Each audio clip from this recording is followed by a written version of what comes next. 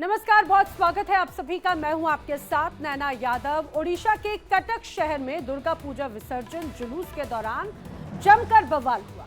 यहां पर दो गुटों के बीच में झड़प हुई, पत्थरबाजी हुई और देखते ही देखते मामला इतना ज्यादा बिगड़ता चला गया कि उपद्रवियों ने पुलिस पर जमकर हमला बोल दिया। हालात को काबू में करने के लिए प्रशासन ने यहां पर 24 घंटे के लिए मोबाइल डेटा और ब्रॉडबैंड सेवाएं तक बंद कर दी और उसके साथ ही गुटिये संघर्ष के बाद हुई नई हिंसा को देखते हुए 13 थाना क्षेत्रों में कर्फ्यू लगा दिया गया।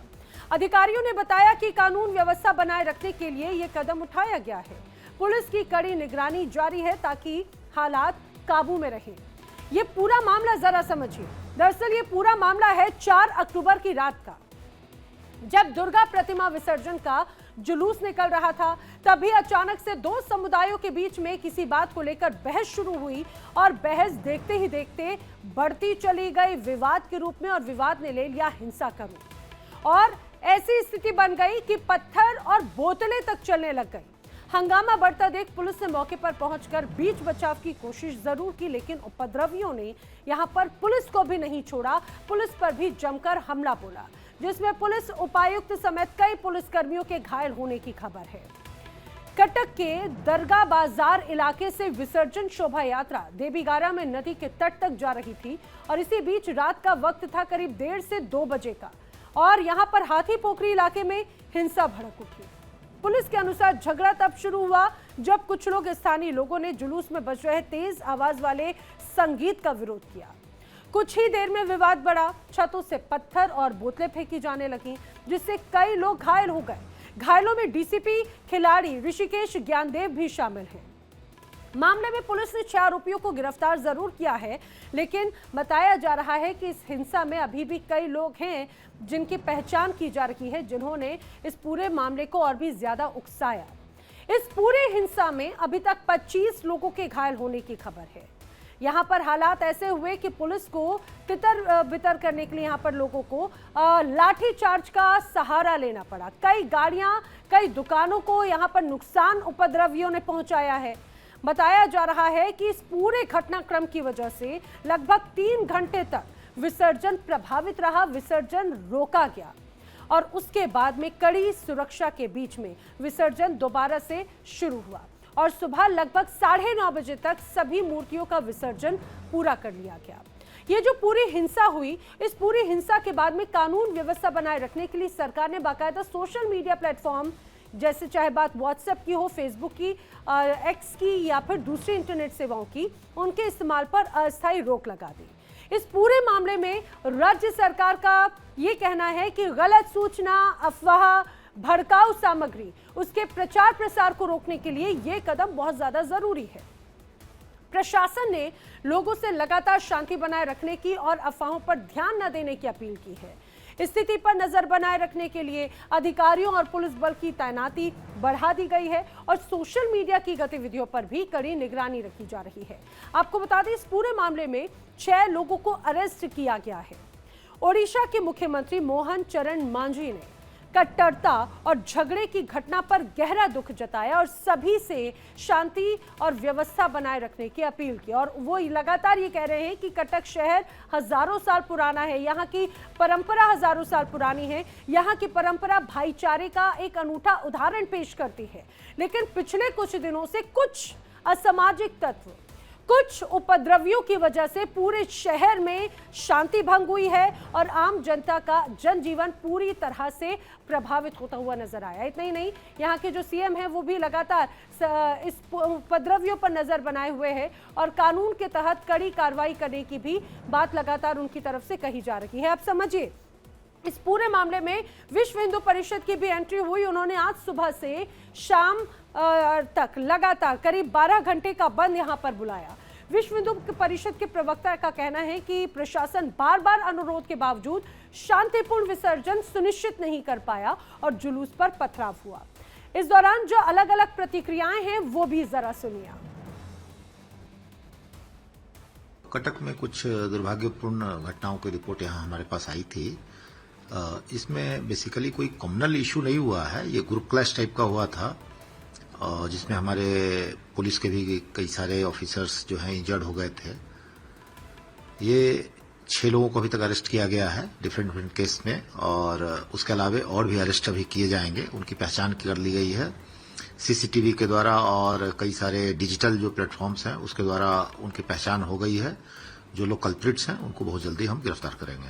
हमने पूरी तैयारी की है, कर्फ्यू लगा दिया गया है कि किसी भी तरह का कोई वायलेंस एस्केलेट नहीं करे, और लगभग 50 प्लाटून फोर्स को लगा दिया गया है, 10 प्लाटून फोर्स रेडी पोजीशन में रखा गया है।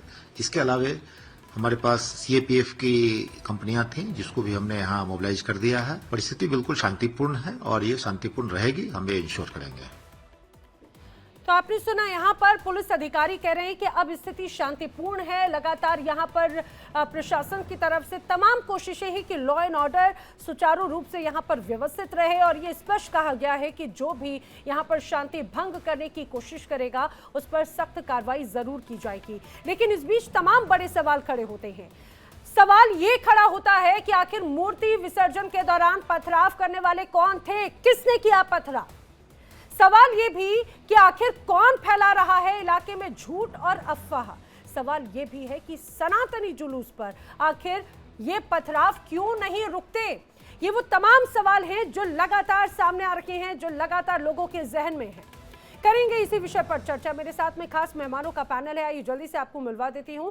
आचार्य डॉक्टर एच.एस. रावत जी हिंदू धर्म गुरु हमारे साथ में हैं। आचार्य अरुण कृष्ण जी हिंदू धर्म गुरु हमारे साथ में हैं। हमारे साथ राशिद शरीफ जी हैं जो कि SIMPLB के अध्यक्ष हैं। साथ ही साथ राजनीतिक विश्लेषक राहुल लाल जी भी हमारे साथ में हैं। आप सभी का बहुत बहुत स्वागत है इस पूरी चर्चा में। बहुत धन्यवाद वक्त निकालने के लिए। मैं इस पूरी सिचुएशन में हिंदू मुस्लिम से परे होकर राहुल लाल जी आपसे इस पूरी चर्चा की शुरुआत करना चाह रही हूँ। इस पूरी हिंसा को लेकर कई बड़ी बातें सामने आई। ये कहा गया कि बाकायदा प्रशासन ने कहा कि स्थिति को कंट्रोल में रखना है। अचानक से कुछ लोग आते हैं, वो कहते हैं कि आप ये जो म्यूजिक है बहुत लाउड है, और देखते ही देखते यहाँ पर पथराव शुरू हो जाता है, हिंसा भड़क जाती है, लोगों पर पत्थरबाजी तो होती है, गाड़ियों में आगजनी तक कर दी जाती है। मुख्य वजह क्या नजर आती है? क्या ये सुनियोजित था? देखिए, अगर ये सुनियोजित था तब तो फिर पुलिस तंत्र और पुलिस व्यवस्था प्रशासन पर एक गंभीर सवाल उठते हैं। कटक, चूंकि बिल्कुल सही आपने भूमिका में बताया कि बड़ा ही प्राचीन शहर है वो उड़ीसा का, और वहां पे इस प्रकार से भाईचारे की बड़ी गंभीर ऐसी स्थितियां नहीं आई थी कि एक टकराहट की स्थिति आ जाए, तनाव की स्थिति आ जाए। तो वहां पे ऐसी स्थिति क्यों आई? पहले वहां पे दुर्गा पूजा बड़ी शांतिपूर्ण ढंग से बन जाता था, लेकिन अब नहीं हो पा रहा है। तो इसका मतलब है कि देखिए, डबल इंजन सरकारें जो है, लोगों की जो मुख्य मूलभूत विशेषता जो होती है कि लॉ एंड ऑर्डर को संभालना, वो अपनी जिम्मेदारी से भागने के लिए एक समूह विशेष की तरफ इशारा कर दे रहे हैं। मैं अभी भी डंके के चोट पे कह रहा हूं कि अगर पुलिस तंत्र अपना सही ढंग से काम कर रहा होता, राज्य सरकार सही ढंग से काम कर रही होती, तो ये स्थितियां नहीं आती। ये सीधे सीधे लॉ एंड ऑर्डर का फेल्योर है ये। आप सोच के देखिए, चलिए अगर चंद पत्थर दिखाई दे रहे हैं वहां पे, या कुछ और चीजें दिख भी रही है, कहां से पत्थर जमा हो गए? अगर ये सुनियोजित हिंसा से सुनियोजित ढंग से प्लानिंग करने का उनको मौका कैसे मिल गया? उनकी लोकल खुफिया एजेंसी क्या कर रही थी? ऐसे स्थिति में मैं तो मांग करूंगा केंद्र सरकार से कि क्या वो इस मामले में जिम्मेदार लोगों के ऊपर कुछ कठोर कार्रवाई करेंगे कि नहीं करेंगे। आखिर जो प्रशासन में बैठे हुए लोग हैं, राज्य सरकार में बैठे हुए लोग हैं, वो उनकी जिम्मेवारी कौन तय करेगा? मुख्यमंत्री अब नजर बनाए हुए हैं। माननीय मुख्यमंत्री ओडिशा सरकार से निवेदन है कि भाई आप जगह में रहिए, आप मुख्यमंत्री हैं इतने बड़े से प्रदेश के। इसके पहले पटनायक जी होते थे, उनके पीरियड में हम लोगों ने इस प्रकार की घटनाएं नहीं देखी। बड़ी शांतिपूर्ण ढंग से उड़ीसा सरकार चला करती थी। तो आपको उसी नक्शे कदम पे जो है कि राज्य सरकार को आगे ले जाना पड़ेगा। ये राज्य सरकार की सीधे सीधे एक विफलता की स्थिति में मानता हूं। इसमें हर कमी अब इनको ये लगता है कि केंद्र में भी बीजेपी सरकार में है, राज्य में भी बीजेपी सरकार में है, तो दोषी किस? अगर वहां पर उसके बावजूद भी घटना घट जाए तो दोषारोपण किसको किया जाए? तो एक नया सा शब्द ढूंढ लेते हैं, जिहादी शब्द। बिल्कुल ही दुखद शब्द है ये नैना जी। और मैं अभी भी मांग करूंगा कि मुख्यमंत्री जी आप इस पूरे घटनाक्रम को अपने संज्ञान में लें और कठोरतम कार्रवाई करें अपने प्रशासनिक पुलिस अफसरों के ऊपर भी। ठीक है, ठीक है। अब यही सवाल एच.एस. रावत जी आपकी तरफ लेकर जाते हुए, क्या इस पूरी घटना को सांप्रदायिक तनाव वाली घटना का अंजाम देना सही है, या फिर जैसे राहुल लाल जी कह रहे हैं कि ये एक बहुत बड़ा सिक्योरिटी ब्रीच तो है, और ये कहीं ना कहीं प्रशासन की नाकामी एक तरह से राहुल लाल जी कह रहे हैं। कि अगर ये सुनियोजित है तो ये प्रशासन की लापरवाही। वेल, आप इसे सुनियोजित मानते हैं या फिर ये एक अलग तरह की सिचुएशन क्रिएट होने के बाद में पूरे एक्शन की स्थिति नजर आई? हमेशा हिंदू धर्म के खिलाफ बोलना, बीजेपी के खिलाफ बोलना, जिहादी के पक्ष में अपनी बात रखना, ये तो इनका एक नैतिक कर्तव्य है। अभी इन्होंने कहा सिक्योरिटी जो है फेल हो गई कहीं ना कहीं। सिक्योरिटी भाई देश के अंदर कोई भी संस्था है वो सिस्टमेटिकली काम करती है। आपने कभी ये नहीं कहा कि अमेरिका की सिक्योरिटी फेल हो गई 9/11 के अंदर। आपने कभी ये नहीं कहा कि 1200 आदमी इजराइल के मारे गए, निर्दोष आदमी। उस समय जो मौसाद थी वो कैसे फेल हो गई, जो वर्ल्ड की सबसे बड़ी सिक्योरिटियां थी, उन पे तो आपने कभी उंगली नहीं उठाई। आपको तो सिर्फ बीजेपी को टारगेट करना होता है, क्योंकि हिंदू मरेगा तो आप बड़े खुश होते हैं, बड़े प्रसन्न होते हैं, और फिर वाह करते हैं कि आप उन जिहादियों की एक बार भी नहीं बोलते कि कश्मीर के अंदर क्या हुआ, किस प्रकार से वहां पर जो कश्मीरी ब्राह्मण थे उनके साथ कितना अत्याचार हुआ, दुराचार हुआ, बलात्कार हुआ। एक बार भी नहीं बोलोगे, आपको मुंह में दही जम जाएगी। जरा सी बात हो जाए मुसलमानों के लिए तो आप रोना चीना, वो जो रुदालियां होती है ना, जो पेमेंट लेकर के रोना शुरू कर देती हैं। आपका तो वही कर्तव्य है। एक बार ये नहीं बोलोगे दुर्गा पूजा हो रही है कि इन जिहादियों को पत्थर कहां से आ गए, क्यों पत्थर लेकर के बैठते हो? रामनवमी की यात्रा निकलती है, कहां से पत्थर आ जाते हैं? मस्जिदों में पत्थरों का क्या काम है? मदरसे में पत्थरों का क्या काम है? एक बार भी नहीं बोलोगे। मदरसों में AK-47 मिलती है, बम बनाने का सामान मिलता है। क्या ये धार्मिक स्थलों पर वहां पर इन सब चीजों की जरूरत क्या है? नहीं बोलोगे, क्योंकि तुम्हारा सर तन से जुदा हो जाएगा। फिर राहुल लाल जी राजनीतिक विश्लेषक के तौर पे तो बैठोगे नहीं, क्योंकि जब सर तन ही नहीं होगा, सर नहीं होगा, तो फिर कैसे काम करेगा? नहीं, लेकिन रावत जी हिम्मत नहीं है इन शब्दों को बोलने की, क्यों पता है आप काट दिए जाओगे। रावत जी, सबकी अपनी निजी प्रतिक्रियाएं। देखिए, पांचों उंगलियां जैसे बराबर नहीं होती, जरूरी नहीं है ना कि सभी के विचार भी बराबर हो। और अगर कोई सत्ता के विरुद्ध बोल रहा है, इसका मतलब ये नहीं हो जाता ना कि वो हमेशा दोषी हो। सत्ता के विरुद्ध नहीं, ये उन भक्तों के विरुद्ध भी बोल रहे हैं कि जो या फिर सत्ता पर सवाल उठाना या फिर किसी सिस्टम पर सवाल उठाना। उनके पृथ्वी तो इनका दायित्व बनता है कि भाई गलत हुआ, इनके मुंह में दही जमी पड़ी है, वो नहीं बोल सकते कि वो उनके विचारों के साथ पथराव क्यों किया गया। वो पूजा कर रहे थे, भक्ति थी, वहां नहीं बोल पा रहे। जो पत्थर फेंक रहे हैं उनके फेवर में बात कर रहे हैं। ये तो बोलने का फर्ज है। निजी क्या है, ये तो बैठे हुए हैं राजनीतिक विश्लेषक के तौर पर। राहुल लाल जी का रिएक्शन वो देखिए, अगर मैं इस पर जवाब उनको बोलने का मौका नहीं दूं तो बहुत बेईमानी हो जाएगी। फिर मैं आचार्य अरुण कृष्ण जी और राशिद जी का रुख करती हूँ। जी राहुल लाल जी, आखिर पत्थर चल कैसे गया? कैसे हिंदू भक्त जो मां दुर्गा का प्रतिमा का विसर्जन करने के लिए जा रहे थे, उनके ऊपर पत्थर चल गए? यही सवाल मैं खड़ा कर रहा हूं। और यह सवाल जब खड़ा कर रहा हूं, सवाल किससे पूछा जाएगा? मैं जाकर सवाल ट्रंप से तो पूछूंगा नहीं। मैं सवाल किससे पूछूंगा भाई? मैं सवाल तो उड़ीसा सरकार से पूछूंगा, उड़ीसा के पुलिस तंत्र के लोगों से पूछूंगा, प्रशासनिक तंत्र के लोगों से पूछूंगा। अरे भाई, डबल इंजन की सरकार लोगों ने आपने हिंदू और डबल सरकार में हिंदू क्यों सरकार के बने हुए? अगर सरकार नहीं चला सकते आपके अंतर्गत, आप इस प्रकार के परंपराओं को, जो धार्मिक जो प्रक्रियाएं चलती हैं, उसको भी आप सुरक्षा देने में सक्षम नहीं है, ये बड़े दुर्भाग्य की स्थिति। और नैना जी, मुझे बहुत दुख है इस चीज का कि अगर यहाँ पे पुलिस पे कमी होती है और पुलिस के कमी को अगर मैं उठाऊं और कहा जाए कि भाई मैं धर्म विशेष का समर्थन कर रहा हूं, मेरे पहले स्टेटमेंट पर, अभी के स्टेटमेंट में मैंने किसका समर्थन किया है? क्या पुलिस और खामी करे राज्य सरकार से अगर गड़बड़ी हो जाए तो उस गड़बड़ियों को ऊपर चुप्पी मार के बैठ जाना चाहिए? क्या हम वैसे लोकतंत्र में हम लोगों को जीना चाहिए? ये बड़े सवाल रावत जी से हैं हमारे। ठीक है, कोई नहीं। मैं अब जल्दी से एक बार राशिद जी देखिए, जब भी फेस्टिवल का वक्त होता है कहा जाता है, और बार बार हमने कहा कि कटक की जो सभ्यता है उड़ीसा की, वो बहुत प्राचीन है और हम सभी जानते हैं यहाँ से दशकों पुराना इसका इतिहास, जो हिंदू मुस्लिम तहजीब की एक तरह से इसकी पैरवी करता है और वही भाईचारे की तस्वीर पेश करता है। फिर अचानक से इस तरह से माहौल बिगाड़ने वाले लोग कौन आ गए? अचानक से उनको मूर्ति विसर्जन में दिक्कत कैसे होने लगी? क्योंकि मूर्ति विसर्जन पहली बार नहीं हो रहा, हर बार इसी राह से ही, इसी मार्ग से ही मूर्ति विसर्जन के लिए लेकर जाया जाता है। फिर अचानक इस बार ये इतना बवाल करने वाले कौन हैं? बिल्कुल नैना जी, ये बवाल जो करने वाले हैं ये बीजेपी के लोग, ये आरएसएस के लोग। आज से नहीं, ये तो वो दुर्गा पूजा जमाने से होती। आज तक ये 10 साल से जो तमाशे लोग के जो चल रहे ना, पत्थरबाज मदरसे में ये मिल गया, मदरसे में फलाना मिल गया, ये सब जो टीवी पे बैठ के जो बकवास करते ना सर, ये बिल्कुल गलत। बदनाम करने की मुसलमानों को एक साजिश है ये। और आपकी कोई दुर्गा पूजा हो या रामनवमी हो या हनुमान जयंती हो, सबकी हम इज्जत करते हैं। अगर एक बड़ा जुलूस जा रहा है, कौन पागल है मैडम जो पत्थर मारेगा? कौन पागल है कि इतने रश में, इतने लोगों में एक बड़ी मुश्किल से 2-4 आदमी अगर पत्थरबाज अगर भी होते हैं तो क्या उनको जान का खतरा नहीं है? उनको मालूम नहीं कि इतने लोग हैं, उनके सामने हम पत्थर मारेंगे? क्या लाखों लोग जमा होके पत्थर मार रहे? तो फिर अचानक क्या हो गया यहाँ पे? अचानक क्या हो गया? अचानक ये जो डबल इंजन की सरकार है ना, पूरे देश को परेशान करी हुई है। ये डबल इंजन की सरकार जो है ना, हिंदू भी रो रहा, मुसलमान भी रो रहा।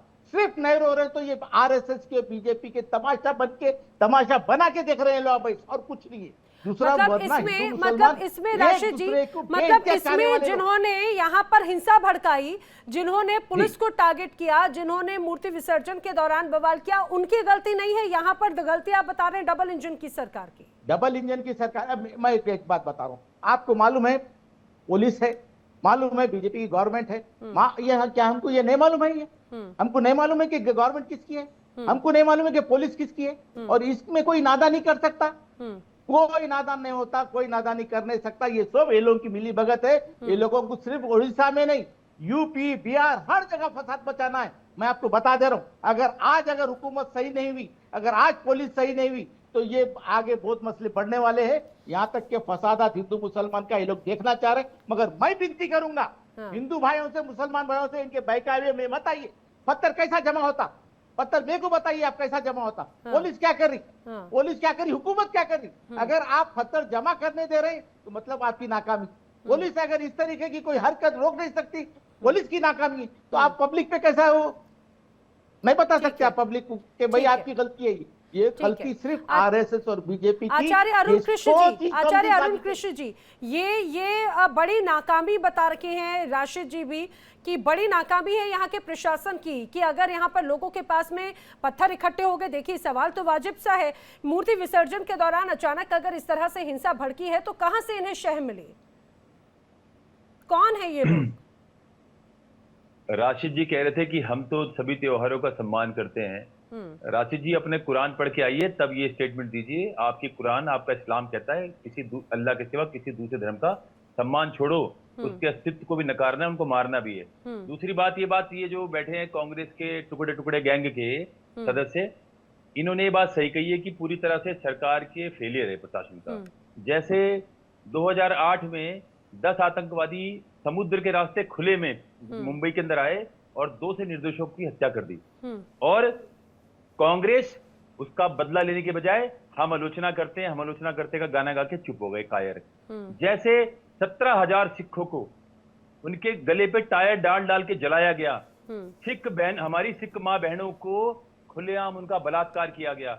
ये सच बात है कि प्रशासन की फेलियर है। ये सच बात है कि पूरे भारत में हर बस में, हर गाड़ी में, हर बाजार में, हर सिनेमा में लिखा जाता था कि अपनी सीट के नीचे देखिए लावारिस वस्तु बम हो सकती है। और पूरे भारत में बम फूटना और आतंकवादी घटनाएं होना ऐसा था जैसे रोज के काम है। आज होगा, कल लोग भूल जाते थे, कल एक नया आतंकवादी घटना हमारे देश में होती थी। सच बात है कि पूरी तरह से ये सरकार की फेलियर है। ठीक है, बात आते हैं अब इन पत्थरबाजों पे। ये शक्ति प्रदर्शन है, इसको कहते हैं शुद्ध शक्ति प्रदर्शन। अच्छा। जैसे जैसे आतताइयों की, आतंकवादियों की संख्या बढ़ेगी, ये अपना शक्ति प्रदर्शन करेंगे। और इनके शक्ति प्रदर्शन का मुख्य कारण बताता हूं। इनके शक्ति प्रदर्शन का मुख्य कारण है गद्दार हिंदुओं में यदि गद्दार ना होते, आतंकवादी सर पे यूं सवार ना होते। तो वो जानते हैं कि ये जो हिंदू हैं, ये कांग्रेस के हिंदू राम मंदिर का विरोध करेंगे, भाजपा के हिंदू राम मंदिर का समर्थन करेंगे। तो वो ये जानते हैं कि हिंदुओं में एक बड़ी संख्या ऐसे गद्दारों की है, ऐसे दोगलों की है, जिनका कार्य केवल और केवल अपनी राजनीतिक सत्ता लोलुपता के लिए वो अपने धर्म, अपनी मातृभूमि, अपनी मिट्टी सबसे गद्दारी कर सकते हैं। लेकिन उनकी पार्टी का जो पापा है, उनका पापा बस सुरक्षित रहना चाहिए। इनके पापा को सीट मिल जानी, सत्ता मिल जानी चाहिए। और एक बात और भी बोली, लेकिन क्या आचार्य अरुण कृष्ण जी, तो क्या इस हिंसा को आप पॉलिटिकल इन्फ्लुएंस्ड बता रखे हैं? क्या राजनीतिक रूप से प्रभावित और इस रूप में इसको अंजाम दी गई, आप इस घटना को बता रहे हैं क्या? ये ये संघर्ष है, गजवाए हिंद का संघर्ष। जैसे जैसे इनकी संख्या दिनों दिन बढ़ती चली जाएगी, ये संघर्ष आपको हर छोटी बड़ी जगह, इसको बोलते हैं अंग्रेजी में size of the enemies power. Enemy की ताकत को, एनिमी कौन है? हर काफिर एनिमी है। ये जो रामलाल, ये जो श्यामलाल, जो भी नाम है इनका नाम, राहुल लाल जो बैठे हैं, ये कितनी भी चाटुकारिता कर रहे, राशिद के अनुसार ये जाएंगे जहन्नुम में ही।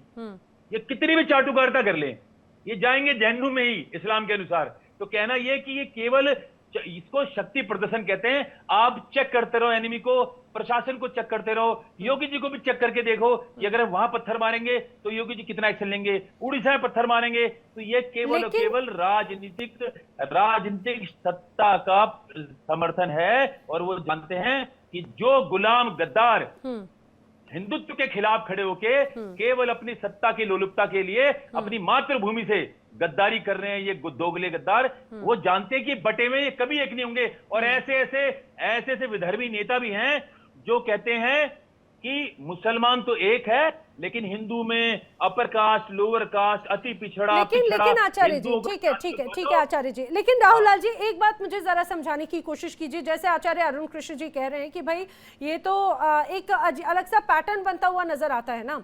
राहुल लाल जी, आप ही से मेरा सवाल है ये कि ये पिछले कुछ वक्त में हमने देखा उत्तर प्रदेश में कभी बरेली के नाम पर, कभी संभल के नाम पर, और अभी तक इस तरह की तस्वीरें बहुत व्यापक स्तर पर मूर्ति विसर्जन या फिर हिंदू देवी देवताओं के जब भी कोई त्योहार होते हैं और इस दौरान मूर्ति विसर्जन के नाम पर कई बार हिंसक घटनाएं नजर आई। लेकिन कटक का अपने आप में ये पूरा मामला ऐसा लगता है कि पहले से प्लानिंग नजर आती है। क्या इनको इस तरह की हिंसा को भड़काने वाले लोग अलग हैं?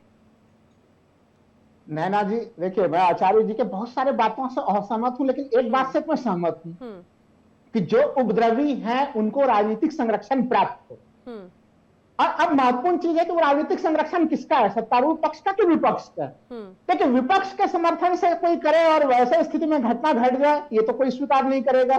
स्पष्ट है कि इनको राजनीतिक संरक्षण सत्तारूढ़ पार्टी का ही प्राप्त है। आप सोच के देखिए, मैं एक छोटा सा उदाहरण देता हूँ। इतने सारे पत्थर जमा हुए हैं, वो पत्थर यूं ही वहां पे नहीं आए होंगे। आजकल तो ड्रोन टेक्नोलॉजी का जमाना है यारा जी। पुलिस प्रशासन के लोग घरों के छतों को भी देख लेते हैं वो ड्रोन के माध्यम से कि किसके घर के ऊपर पत्थर पड़े हुए, पत्थरों के ढेर आए नहीं है। पुलिस इन तंत्रों का प्रयोग करती है। यहाँ पे पुलिस से कहां पे चूक हो गई? तो पुलिस ने चूक नहीं किया, पुलिस ने मौका दिया। ये बातों में कहीं कहीं अगर पुलिस के ऊपर किसने दबाव बनाया कि आप उनके ऊपर पहले ही कार्रवाई मत कीजिए? हम लोगों को पता है कि देखिए कि हमारा पुलिस सिस्टम है, और चूंकि जो कटक जहां पे जिस जगह की बात हो रही है, मैंने पहले भी कहा कि पटनायक जी के मुख्यमंत्री रहते हुए इस प्रकार की घटना नहीं घटी। मांझी जी मुख्यमंत्री बने, अब ये घटनाएं चालू हो गई। तो कहीं न कहीं उनको सत्तारूढ़ पार्टी की तरफ से ही समर्थन प्राप्त है। और मैं इस बात से सहमत हूं, चाहे वो कांग्रेस शासित राज्य हो, चाहे वो बीजेपी शासित राज्य हो, लॉ एंड ऑर्डर किसी भी राज्य सरकार की जिम्मेदारी होती है। यानी आप ये कह रहे हैं जब तक उड़ीसा में बीजेडी की गवर्नमेंट रही वहां पर इस तरह से हिंसक घटनाएं नजर नहीं आई, लेकिन अभी जैसे यहाँ पर फुल फ्लेज बीजेपी के अगर सीएम रखी हैं तो आपको वहां पे घटनाएं नजर आ रही हैं?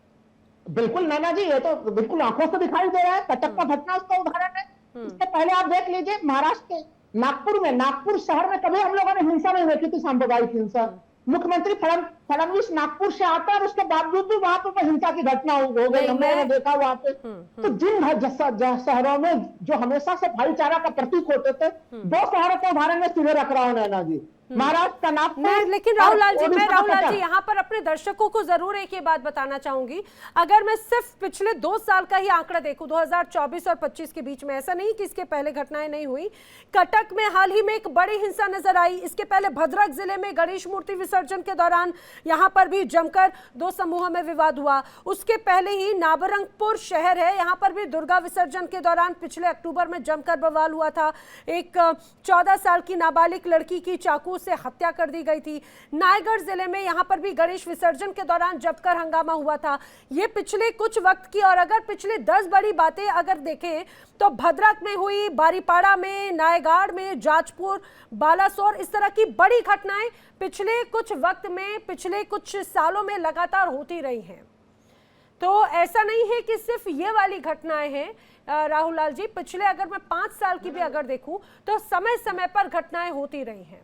जी नैना जी, मैं कह रहा हूँ कि देखिए दो तरह के स्थान होते हैं। कहीं कहीं पे एक नेचर होता है जहाँ पे टकराहट की स्थिति बनी हुई होती है वहां पे प्रशासन को भी पहले से पता होता है। कुछ जगह होते हैं जो भाईचारा के मिसाल वाले जगह होते हैं, इसलिए मैंने दो जगहों का उदाहरण दिया। क्या नागपुर में हम लोगों ने कभी देखी थी टकराहट की स्थिति? कभी नहीं देखी थी। क्या कटक में हम लोगों ने टकराहट की स्थिति देखी थी? नहीं देखी तो थी। अचानक से तो ऐसी जो घटनाएं जगह क्यों हो रही हैं? अचानक इतना टकराव क्यों हो गया? वो भी जब अगर बहुत सख्त लॉ एंड ऑर्डर की बात होती है, जब सारी चीजों को व्यवस्थित करने की बात होती है। वही बात कह रहे थे आचार्य अरुण कृष्ण जी की कुछ लोग हैं जिनको शायद ये लॉ एंड ऑर्डर पसंद नहीं आता और वो इस मानसिकता के हैं कि माहौल बिगाड़ने की कोशिश है। उन लोगों को मौका दिया जाता है जानबूझ के पुलिस प्रशासन की तरफ से, तभी ये हिम्मत कोई कर पाता है, नहीं तो असंभव है। पुलिस प्रशासन सख्त रहे तो ऐसी घटनाएं घट ही नहीं सकती है। कहीं कहीं भारतीय जनता पार्टी अब जान रही है कि पोलराइजेशन पॉलिटिक्स, जो ध्रुवीकरण की राजनीति, उन्हें शूट करती है। आचार्य रावत जी क्या ऐसा है क्या ऐसा कि पॉलिटिकल इन्फ्लुएंस क्या इस तरह की घटनाएं नजर आ रही हो आचार्य अरुण कृष्ण जी? नैना जी, मैं आपको कुछ उदाहरण देता हूं जिससे कम से कम राहुल लाल जी और शरीफ साहब दोनों को सोचने का मौका मिलेगा। अभी 15 सालों से वेस्ट बंगाल के अंदर वहां ममता बनर्जी की सरकार है, वहां तो सिंगल इंजन ही है, वहां तो डबल इंजन है नहीं। लेकिन कोई एक ऐसा साल बता दो जब दुर्गा पूजा के ऊपर हंगामा ना होता हो वहां पर। बिल्कुल कोई एक साल बता दो आप। वहां तो बीजेपी उपद्रव नहीं करा रही है। इन्होंने कहा कि दूसरी चीज, इन्होंने कहा कि सत्ता का संरक्षण प्राप्त होता है, अपोजिशन का संरक्षण प्राप्त नहीं होता। अपोजिशन सरकार को अनस्टेबल नहीं करती। उत्तर प्रदेश के अंदर क्या हुआ? वहां सिम्मी के लोगों को क्यों छोड़ा जाता है? गुंडों को क्यों एक्टिवेट किया जाता है? वहां पर मर्डर, हत्या, बलात्कार, डकैतियां क्यों कराई जाती हैं? कौन कराता है? वहां बड़े बड़े डॉन गुंडे जो हैं वो क्यों करते हैं ये सब चीजें? उनको पता है कि सत्ता आएगी हमारी, कल को बीजू पटनायक आएगा तो वो छुड़वा देगा, क्योंकि सारे गुंडे तो उन्हीं के पाले हुए पिछले 15-20 सालों से। उसी के बाद शासन प्रशासन सब उनका है। तो इसका मतलब किसी भी सरकार को अनस्टेबल करने के लिए अपोजिशन का तो बहुत बड़ा रोल है, और ये आप अच्छी तरीके से जानते हैं। लेकिन बोलोगे नहीं आप, क्योंकि बोलोगे तो आपको तकलीफ होगी ना, क्योंकि आपका तो माइंड सेट हिंदू विरोधी है। आप कभी ये नहीं कहोगे कि भाई मस्जिद में पत्थर कहां से आ गए, ये नहीं बोलेंगे। ये नहीं बोलेंगे रशीद साहब, शरीफ साहब के कहां कानपुर में इतनी बड़ी मस्जिद के ऊपर कहां से पत्थर इकट्ठे हो रखे। लेकिन रावत जी पिछले कुछ वक्त से एक तरफ राशिद जी भी कह रहे थे भाई डबल इंजन की सरकार है तब तो यहाँ पर ये होना नहीं चाहिए। लेकिन मैं पूछ रही हूँ, संभल में, बरेली में, कभी नागपुर में, कभी कटक में, कभी देश के अलग अलग इलाकों में अगर ऐसी घटनाएं नजर आती हैं तो क्या ये पैटर्न बन गया है क्या कि गणेश विसर्जन हो यहाँ पर हिंसा होगी, मूर्ति विसर्जन हो, दुर्गा विसर्जन हो, यहाँ पर हिंसा होगी? नैना जी, आप बड़ी वरिष्ठ हैं, आप हर चीज को समझती हैं। देखो ये बहस जो होती है बड़ी इंटेलेक्चुअल होती हैं। अगर आप अपना अधिकार मांगोगे, डबल इंजन की सरकार आ गई हमारी, हम अपना अधिकार तो मांगेंगे। अधिकार मांगेंगे तो झगड़ा होगा, क्योंकि संभल हम मांगेंगे तो झगड़ा होगा ना, क्योंकि संभल में वहां हरिहर मंदिर है, उसको कब्जा किया हुआ है।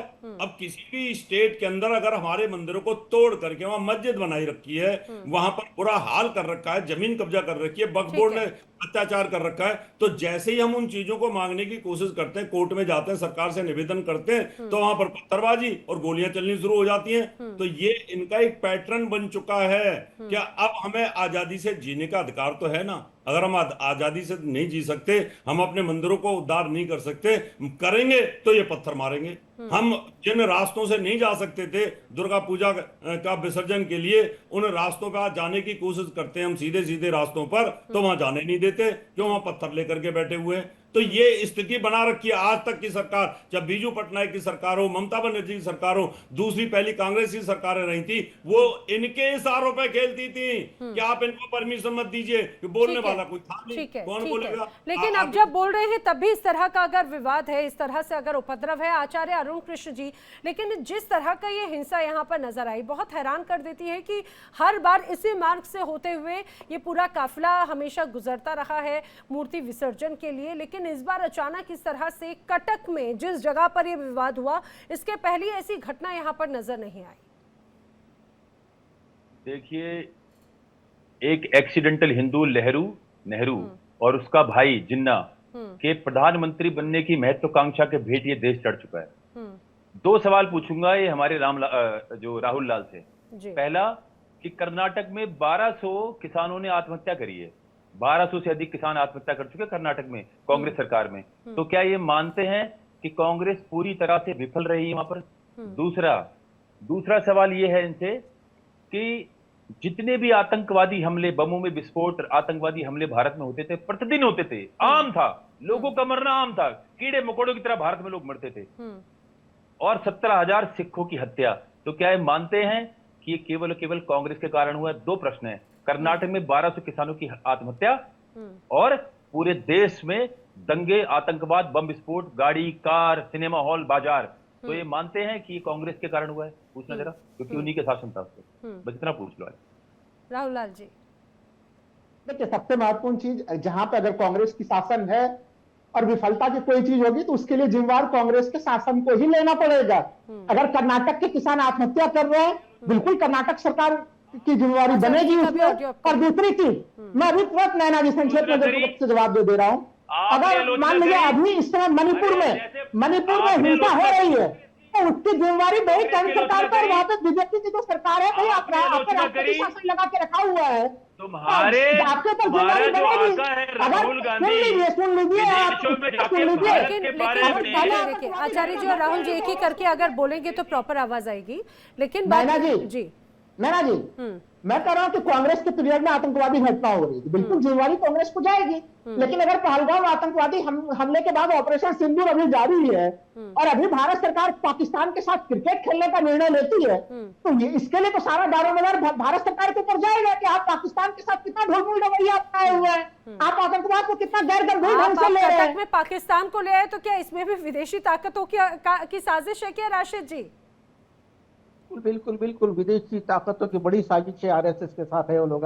मैडम, अभी हमारे आचार्य जी बोल रहे थे, आप कुफवार है तो कैसे जाएंगे, नर्क में जाएंगे या स्वर्ग में जाएंगे? आप बता दीजिए। मैं मुसलमान, मैं हिंदुइज्म को इनकार करता हूँ, तो आपके हिसाब से मैं स्वर्ग में जाऊंगा या नर्क में जाऊंगा? आचार्य जी बताइए। आपकी चीज़ों में नहीं मानता हूं, आपकी चीज़ों में, आपके रिलीजन आपको मुबारक, मेरा रिलीजन मेरे को मुबारक। अगर मैं किसी वजह से आपके बारे में या आपके रिलीजन के बारे में नहीं मानता हूं तो मैं स्वर्ग में जाऊंगा?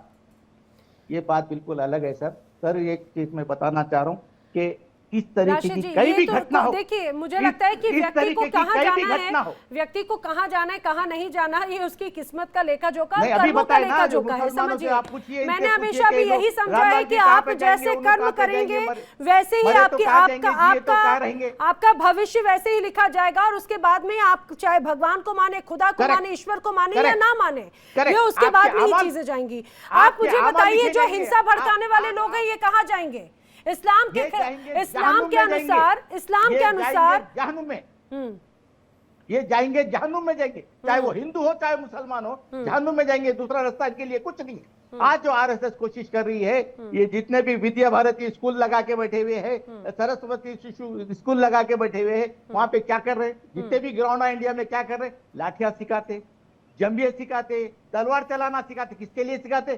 क्या चाइना को जाने वाले आप लोग या अमेरिका को जाके लड़ने वाले? सिर्फ और सिर्फ मुसलमानों के लिए इनके जिलों में राशिद जी चलिए सुनिए। आपने क्योंकि सरस्वती शिशु मंदिर या फिर इस तरह से इन स्कूलों का जिक्र किया, सुनिए मैं, क्योंकि अब मैं आपको उसमें जरूर, क्योंकि ठीक है पर्सनल इंटरेस्ट जरूर यहाँ पर है, आपने उन स्कूलों का जिक्र किया, मुझे लगता है आपको उसकी एक बार जो पूरी प्रक्रिया है आपको वो जरूर देखनी चाहिए। वहां पे हथियार चलाना नहीं, वहां पर आपको भारत का अगर आप इतिहास जानते होंगे तो आपको ये बखूबी पता होगा कि यहाँ पर लाठियों को रखने का या फिर वो आपका एक बहुत महत्वपूर्ण अस्त्र शस्त्र माना जाता था और इसी रूप की पूजा की जाती है। वहां पर बंदूक बनाना, बंदूक चलाना या बारूद बनाना नहीं सिखाया जाता। आचार्य अरुण कृष्ण जी कुछ कह रहे हैं। मैं वो नहीं बताया ना, मैं ये बताया कि हर मैदान में ये लोग तो हथियार चलाते, हर मैदान में लाठी।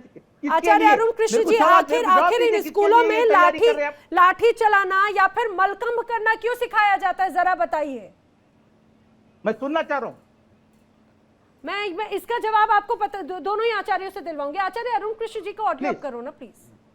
पहली बात तो राशिद जी ने या तो कुरान नहीं पढ़ी। यदि ये कुरान पढ़े होते तो ये बताते कि सारे पत्थरबाज जन्नत में जाएंगे। कुरान साफ कहती है जो अल्लाह को ना माने उसे पत्थर मारो वो जन्नत जाएगा। ये तो झूठ बोल रहे हैं, या तो इनकी हिम्मत नहीं हो रही क्योंकि यहाँ थोड़े से कम संख्या में है। और दूसरी बात, सनातन धर्म क्या राशि जी। कहता है आपके लिए वो बताता हूं।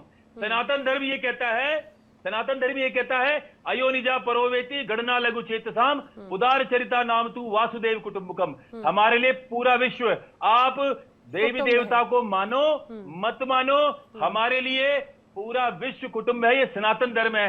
जबकि कुरान ये कहती है जो अल्लाह के अस्तित्व को ना माने वो जहन्नुम में जाएगा। यानी कि राहुल लाल जो है ये जहन्नुम ही जाएगा, चाहे कितनी भी चाटुकारिता कर लें, लेकिन पत्थरबाज जन्नत जाएंगे, ये कुरान स्पष्ट शब्दों में कहती है, स्पष्ट शब्दों में कहती है। और वहां पर राहुल लाल को 132 फुट की हूर नहीं मिलने वाली है, कितनी भी मेहनत कर लेते हैं, कितनी मेहनत कर लें, इनको मिलेगी वही जो इनकी किस्मत में लिखी हुई है।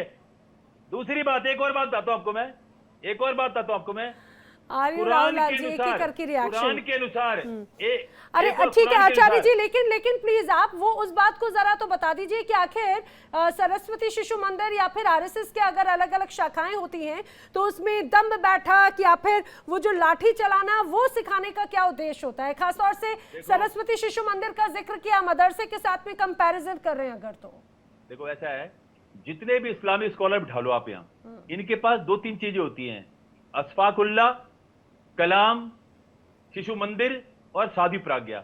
इन चारों के सिवा इनके पास कुछ भी कहने को नहीं है।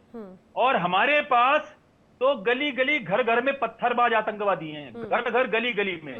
बांग्लादेश तो, बंगाल में तो भारत सरकार, बीजेपी की सरकार नहीं है, वहां पर दंगा एक आम है, आम बात है दंगे होना वहां। जैसे ही इलेक्शन खत्म होते हैं, हिंदुओं के घरों में घुस घुस के ये आतंकवादी मुसलमान घरों में घुस घुस के लोगों का घर जलाते हैं, बलात्कार करते हैं। कश्मीर में कांग्रेसियों ने हमारे लाखों कश्मीरी हिंदू मरवाए, उनका वहां से उनके घर छूटे। और लेकिन आचार्य जी तब में और अब में स्थिति बहुत बदल चुकी है, इसमें कोई शक नहीं। यहाँ के जो कानून है, जो दोषी हैं, उन पर जरूर कार्रवाई करता है। आचार्य एच.एस. रावत जी, मैं चाह रही हूँ एक बार आशीष जी को उसका, मुझे लगता है क्योंकि कई बार ये जिक्र निकलता है, जरा बताइए कि आखिर क्यों शस्त्रों की एक तरह से कहा जाए शिक्षा दी जाती है, लठ चलाने की शिक्षा दी जाती है, क्योंकि मदरसों का एक तरह से कंपैरिजन हो रहा है यहाँ पर सरस्वती शिशु मंदिर जैसे स्कूलों का। देखिए, सबसे बड़ी बात है नैना जी, किसी भी धर्म के लिए उसका चरित्र और उसकी जो नींव और संस्कार बहुत जरूरी होते हैं।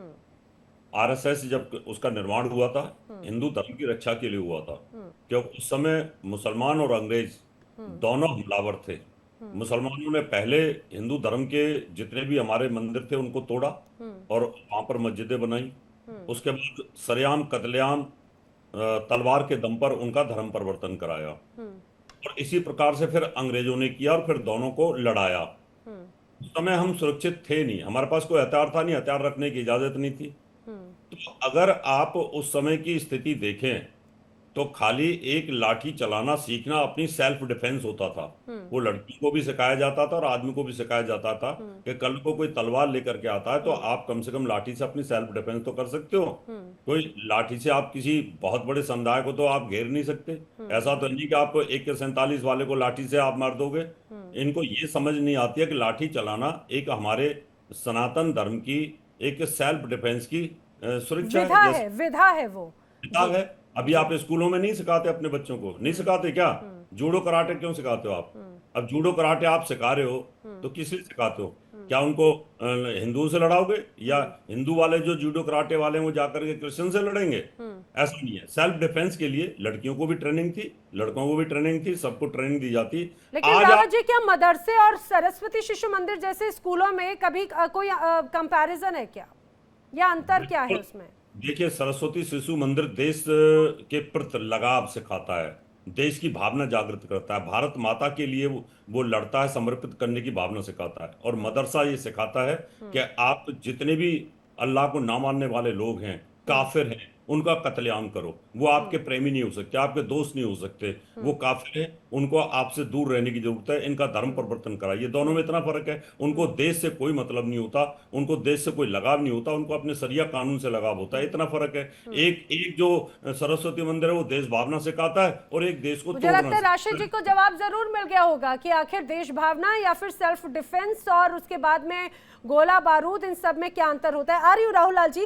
राहुल लाल जी, मुझे जल्दी से अगर आप इस बात का जवाब दें, क्योंकि जिस तरह से कटक में पूरा विवाद हुआ, कटक में बार बार ये कहा गया कि लाउड म्यूजिक इस पूरी सांप्रदायिक हिंसा का मुख्य कारण था। क्या वाकई में सिर्फ यही मुख्य कारण इतनी बड़ी हिंसा का नजर आ रहा है क्या? मैना जी, कोई भी इसे एक छोटा सामान्य बच्चा भी स्वीकार नहीं करेगा कि लाउड म्यूजिक हुआ और उस कारण से इतनी बड़ी हिंसा की घटना घट गई। तो क्या क्या वजह नजर आ रही है आपको? मुझे स्पष्ट तौर पे वजह नजर आ रही है कि कहीं न कहीं एक शांत स्थान को उस जगह पे भी कैसे हिंदू मुस्लिम के बीच में तनाव पैदा किया जाए, जहां भाईचारे वाला जगह है, उस भाईचारे वाले जगह में दरार पैदा करने की ये एक तरह से सत्तारूढ़ पार्टी की तरफ से कहीं न कहीं संगठित कोशिश नजर आती है। और एक चीज मैं अभी कहूंगा नैना जी, अभी बड़ा एक हमारे हिंदू धर्म गुरुओं ने जो टिप्पणी की, मदरसे को लेकर जो टिप्पणी की, बड़ी आपत्तिजनक टिप्पणी रही। अरे भाई, मुंशी प्रेमचंद हिंदी साहित्य के सबसे बड़े नाम, सबसे बड़े हस्ताक्षर, कहाँ उन्होंने पढ़ाई लिखाई की थी? उन्होंने पूरी पढ़ाई लिखाई जो है कि मदरसे में की थी। बताइए उनके किस रचना में नैना जी, उनके किसी भी रचना में हम लोग को वो दिखाई देती कि जहां पर उन्होंने दिखाया हो कि हिंदू मुस्लिम के बीच में कोई तनाव की स्थिति दिखी हो, या फिर उन्होंने कहीं एक तरफा किसी का पक्ष लिया हो, उन्होंने हिंदुओं के विरुद्ध कोई चीज लिखा हो या मुस्लिमों के विरुद्ध कोई चीज लिखा हो? इसलिए मदरसा नामक संगठन को सीधे सीधे खारिज कर देना। देखिए, भारतीय संविधान के अनुच्छेद 29-30 में तमाम अल्पसंख्यक समूहों को अपने अपने जो शिक्षा संबंधी संगठन है उन्हें बनाने का पूरा अधिकार है। लेकिन वो चीज क्या कटक में नजर नहीं आती राहुल लाल जी? बार बार तो मैं बात यही कह रही हूँ, ये सांप्रदायिक हिंसा अगर इस रूप में भड़की तो उसकी वजह क्या है? आखिर कौन है वो लोग जिन्होंने इस हिंसा को भड़काया है? क्योंकि हर बार हर साल इस रास्ते से अगर इस रूप में मूर्ति विसर्जन का काफिला गुजरता हो और इस तरह से हिंसा, जहां पर गाड़ियों को आग के हवाले कर दिया गया, दुकानों में तोड़फोड़ कर दी गई, पुलिस तक को टारगेट किया गया, पुलिस के ऊपर पथराव किया गया, वहां पर इस वजह से काफी देर तक मूर्ति विसर्जन का जो पूरा कार्यक्रम है वो पूरी प्रक्रिया काफी देर तक रुकी रही। आचार्य जी, मैं आपसे यही जानना चाह रही हूँ, आचार्य अरुण कृष्ण जी, आखिर क्या वजह मानते हैं? क्या सिर्फ लाउड म्यूजिक अपने आप में एक बहुत बड़ी वजह है क्या? केरल के एक गांव में जैसे ही वहां की जिहादियों की संख्या बढ़ी, दुर्गा पूजा की यात्रा निकलती थी, ये कह दिया गया कि यहाँ पर मुस्लिम बाहुल्य जगह है, यहाँ से दुर्गा पूजा की यात्रा नहीं निकलने देंगे। हाई कोर्ट के हस्तक्षेप के बाद वहां से हिंदू अपनी यात्रा निकाल सके। जहां जहां इनकी संख्या बढ़ेगी वहां ये किसी को चैन से जीने देंगे। केवल और केवल हिंदू घृणा, एक छोटे से बच्चे के मानस पटल पे ये बताया जाएगा कि आपको काफिरों से घृणा करनी है क्योंकि वो नजिश है। नजिश जी, पहले भी तो निकलती थी यात्राएं, पहले भी तो निकलती थी। अचानक से पिछले कुछ वक्त में क्या इतनी घृणा होने लगी? अचानक से इतनी नफरत होने लगी? और नफरत अगर बढ़ रही तो ये तो और भी ज्यादा चिंता की बात है ना। आप अगर इन इलाकों की बदलती डेमोग्राफी का अगर उस ओर इशारा कर रहे हैं कि केरल में भी इसी तरह से जब डेमोग्राफी बदली, ऐसे कई इलाकों में डेमोग्राफिक चेंजेस हैं, तो क्या वो डेमोग्राफी जो बदल रही है वो प्रशासन के लिए एक विचारणीय विषय नहीं हो जाता? जिस तरह से हिंदू एक है ना, नेता, पार्टी, राजनीति सबको एक तरफ करके अपने पत्थरबाजों के साथ भी हैं सारे, चाहे ये टीवी पे आने वाले हों, तथाकथित सेकुलर बनने जो ये भाईचारा का नाटक कर रहे हैं, जितने भी वो सारे एक हैं।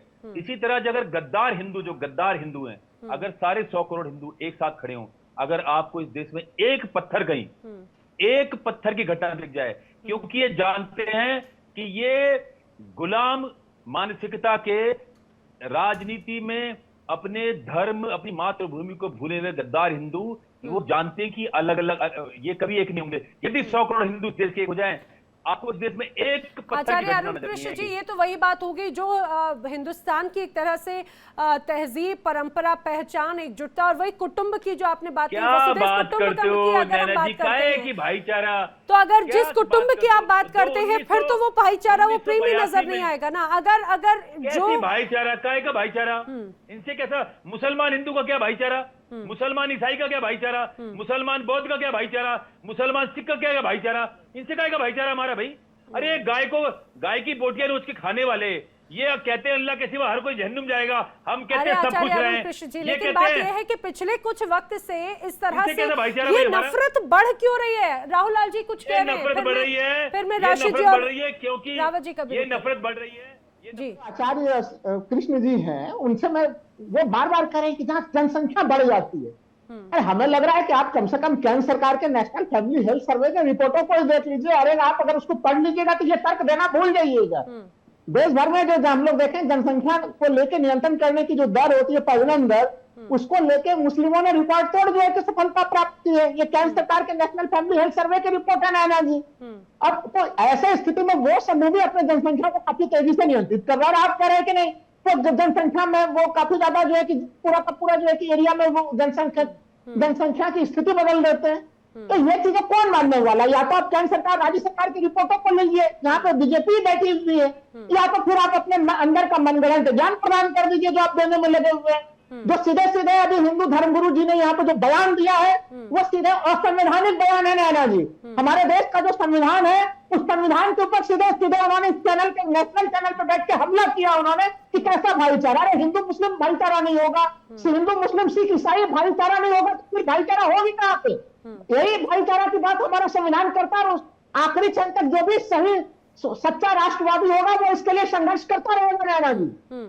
जी जी आचार्य रावत जी, ठीक है, अरुण कृष्ण जी के अपने विचार हो सकते हैं, लेकिन मैं बार बार वही कह रही हूँ, ये तो वसुधैव कुटुंबकम वाला देश है।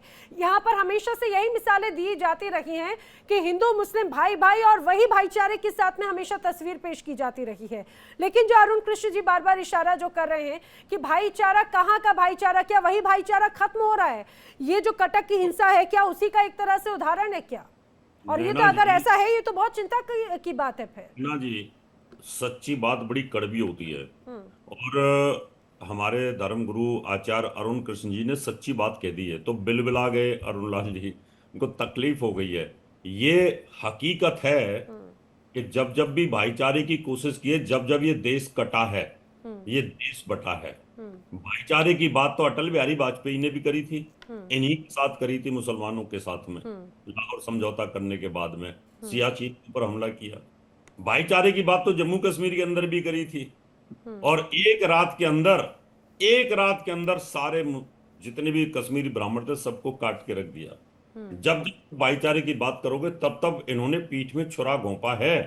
चाहे वो इस्लाम जब 1192 से आया, चाहे वो अलाउद्दीन खिलजी की बात हो, चाहे वो औरंगजेब की बात हो, औरंगजेब ने भी गद्दारी करी शिवाजी के साथ में बुला करके कि आप आओ प्यार की बात करेंगे और भाईचारे की बात करेंगे, उठाकर जेल के अंदर डाल दिया। जब इतिहास ही गद्दारी से भरा हुआ है तो आप फिर क्या ये कहोगे अपने? लेकिन रावत जी ये तो फिर नफरत की बात हो गई। अभी तक मैं तो बार बार वही बात कह रही हूँ कि अभी तक तो हम देखते हैं दुनिया के कई ऐसे कोने हैं जहां से मुस्लिम बहुल इलाकों से हिंदुओं की ये यात्राएं बहुत सुचारू रूप से निकलती रहीं। कई हिंदू बहुल इलाकों से बाकायदा मुस्लिमों के ताजिए हों या फिर इस तरह के अलग अलग जो भी उनके मौके, अलग अलग मौकों पर जो यात्राएं निकलती हैं वो भी बहुत अच्छे से निकलती रही हैं। फिर पिछले कुछ वक्त से एक पैटर्न बन गया है, ये तो नफरत बढ़ती हुई नजर आती है ना। ये गजवाए हिंद, इनको पता है कि भारत देश विकास कर रहा है, इनको ये पता है कि हिंदू अभी इस समय बहुत स्ट्रॉन्ग पोजीशन में आ रहा है, इनको बाहर से फंडिंग हो रही है और फंडिंग के तहत यहाँ पर अब ये यूनिवर्सिटी बना रहे हैं, बड़े बड़े स्कूल कॉलेज विद्यालय मेडिकल कॉलेज बना रहे हैं। वो जानबूझ करके IAS IPS की परीक्षाओं में अब तैयारी करा रहे हैं। उनको विदेशों से गजवाए हिंद बनाना है, प्रशासन पे पकड़ बनाओ। अभी चेंज हुआ है, बहुत जल्दी रिसेंटली चेंज हुआ है ये। इनको ये लग रहा है कि अगर देश स्ट्रांग हो गया भारत, इसको अनस्टेबल करो और ये पूरा की पूरा गल्फ कंट्री और जितने भी जहादी लोग हैं वो गजवाए हिंद बनाना चाहते हैं इस देश के अंदर। स्लीपर सेल तैयार कर रखे हैं जगह जगह हर। वो एक मुख्य कारण है इस देश को अनस्टेबल करने का। इसलिए राहुल लाल जी आ रही हो जी, खराब करते रहते हैं। राशिद जी क्या बोलो मैडम, ये लोग क्या जवाब दूं? ये लोग के दिलों में नफरत इतनी भरी हुई है। सरदार पटेल है सो गॉलवर को क्यों अरेस्ट करे थे, क्यों अंदर डाले थे? सिर्फ उनके दिल में नफरत थी, उनका जहन खराब था, इस वजह से सरदार पटेल उनको अंदर क्यों डाले थे? आप बताइए क्यों डाले थे सर? और आप कश्मीर की बात कर रहे हैं, 11 साल से आपकी हुकूमत है, क्यों थालियां बजा लेते बैठे हुए? मैं तो ये पूछ रही हूँ राशिद शरीफ जी, कटक जैसे शहर में कभी मैं ये पूछना चाह रही हूँ राशिद शरीफ जी, जिस तरह से घटना यहाँ पर हुई पहले नहीं होती थी, एक अलग सा पैटर्न नजर आता है एक के बाद एक इन घटनाओं को लेकर। प्लीज मेरे को 1 मिनट दीजिए। कश्मीर की बात करें अभी हमारे पंडित जी क्या क्यों बैठे हुए आप? आपके बाजू जो साहब बैठे हुए क्यों बैठे? जाइए ना कश्मीर को, जाइए जम्मू को, आपकी डबल इंजन की सरकार है, पूरे हिंदुस्तान में आपके डबल इंजन की सरकार है। माशाल्लाह प्राइम मिनिस्टर माशाल्लाह योगी जी बैठे हुए, माशाल्लाह आसाम के सब बैठे, अमित शाह बैठे हुए, सब बड़े बड़े लोग बैठे हुए। क्यों कश्मीर पंडितों के लिए क्यों काम नहीं करना चाह रहे? क्यों क्या गाय इतनी कट के तो बाहर जा रही, क्यों वहां उसके नाम पे क्यों आप लोग अंदर शरीफ जी जरा जाइए आगे जम्मू बकवास कश्मीर करना, में ईद पे आके खाली पीली पिछले 5 बताना सालों कि में मुसलमान पिछले 5 सालों का जरा अंतर देखिएगा।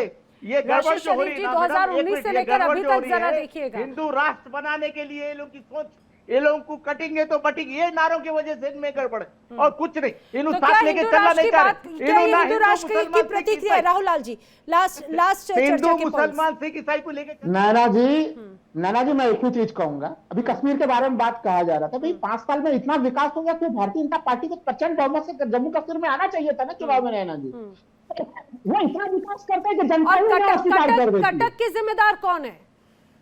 कटक के जिम्मेदार भारतीय जनता पार्टी ही है, उन्हीं को लेना पड़ेगा, डबल इंजन सरकारों को लेना पड़ेगा। नैना जी एक लाइन में जाते जाते कहूंगा, जी जी, ये मुस्लिमों के ऊपर दोषारोपण करना बंद करना पड़ेगा बीजेपी के लोगों को। मणिपुर में हिंसा लगातार फैलती रही, वहां कौन सा जिसने हिंसा भड़काई तो सवाल तो उठेंगे वहां कौन सा ना, मुस्लिम है? सवाल तो खड़े होंगे ना, जो हिंसा भड़काने वाले हैं उन पर भी। आप सभी मेरे साथ इस चर्चा में शामिल हुए, आपका बहुत धन्यवाद। लेकिन बार बार सवाल यही कि कटक में जिस रास्ते से मूर्ति विसर्जन होती रही अक्सर हर साल, वहां पर इस बार अचानक ऐसा क्या हुआ? क्या सिर्फ वाकई में सिर्फ लाउड स्पीकर की जो आवाज थी वो इतनी बड़ी हिंसा का कारण बन सकती है? ये बात गले से नहीं उतरती। क्या ये सुनियोजित था? क्या ये पॉलिटिकल इन्फ्लुएंस्ड था? क्या इसकी पहले से साजिश रची गई थी? अपने आप में वो तमाम सवाल हैं जिनकी जांच लगातार की जा रही है।